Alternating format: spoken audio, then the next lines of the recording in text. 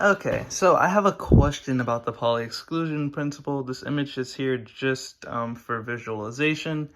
So my question is like kind of like the Euthyphro's dilemma of chemistry. You know, the Euthyphro's dilemma is God good because is something good because God commands it, or is God good because He commands good things, or something like that. I forgot. I really gotta relook. Anyways, it doesn't matter. It's basically like that.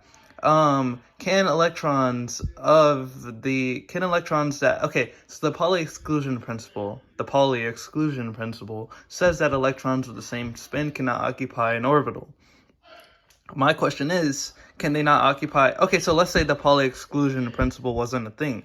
Could you stuff more electrons in an orbital? So like, for example, the 2p orbital, it has 3 orbital slots and 2 electrons in each one.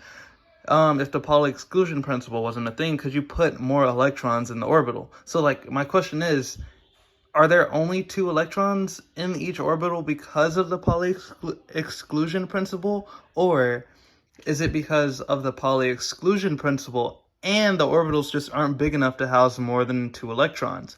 If they are big enough to house more than 2 electrons, then well, the answer would be because of the Pauli exclusion principle. And I know that orbitals aren't these fixed things. They're more like clouds-ish, where probability of finding electrons exist. But could you put more electrons in these quote-unquote orbitals, is my question, if there was no such thing as the Pauli exclusion principle, and there wasn't an issue with having electrons of the same spin in an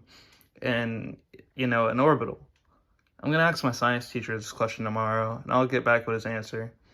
I think I have the answer. I think you probably could fit more electrons in an orbital, and it's not a space issue. It's just because of the Pauli exclusion principle, but I'm just still curious.